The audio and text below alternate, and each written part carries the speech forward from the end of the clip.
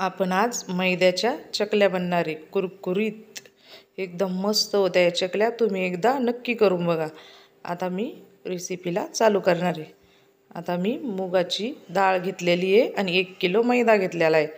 आता मुगाची डाळ मी भिजू घातली ती रात्र आणि आता ही भिजलेली मस्त मुगाची डाळ आपली.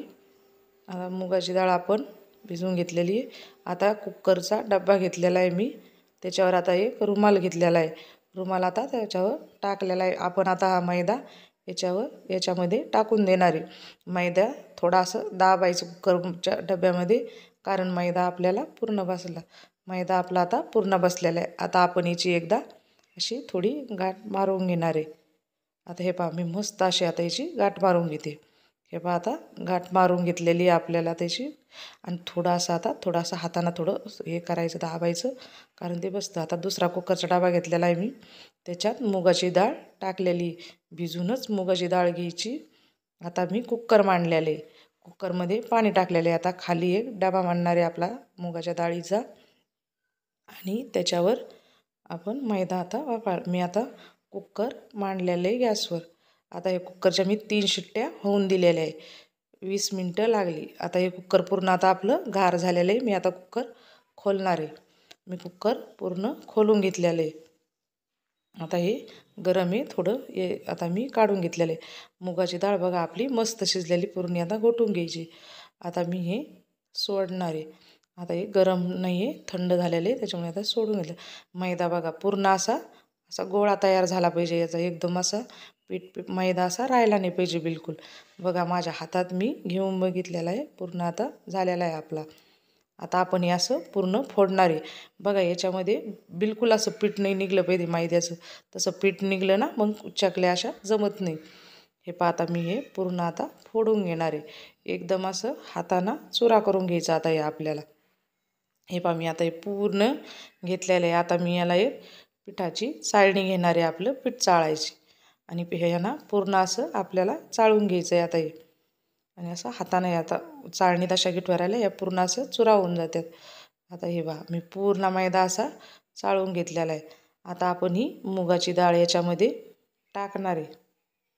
शिजून घेतलेली पूर्ण मुगाची डाळ याच्यामध्ये आता टाकून देणार आहे. आता हे पहा, टाकून घेतलेली मुगाची डाळ आता हे पूर्ण आपण हातानं असं मिक्स करून घ्यायचं. तुम्ही 2ही हाताने करा, माझ्या एका हातात फोन आहे त्याच्यामुळे मला करता येत नाही. आणि हे पहा, आता मी पूर्ण असं आता मिक्स करून घेतलेलं आहे. एकदम असं हाताना मऊ हे असं करून घ्यायचं पूर्ण मिक्स एकदम. आता याच्यामध्ये मी 1 वाटी तीळ टाकलेले आणि थोडं लाल तिखट टाकलेले.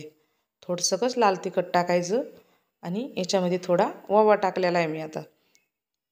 आणि याच्यामध्ये 1.5 चमचा मीठ टाकायचं, पण मी 1च चमचा दाखवलेलं आहे, अर्धं दाखल्याने 1.5 चमचा याच्यामध्ये मीठ टाका.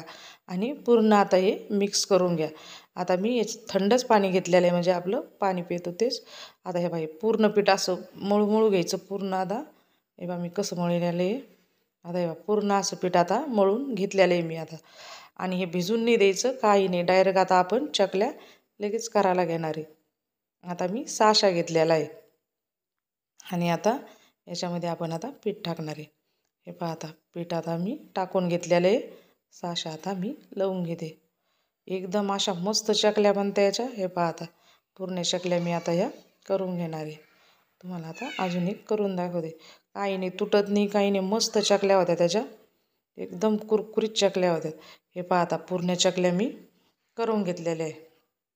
आता मी कढाई मांडलेली आहे, त्याच्यामध्ये तेल आता आपलं तापलेलं आहे. गॅस फुलच ठेवायचा. आणि हे पहा, पूर्ण चकल्या आता आपण याच्यामध्ये टाकून घेणार आहे. एक सगळे आता चकल्या मी टाकून घेतलेल्या आहे.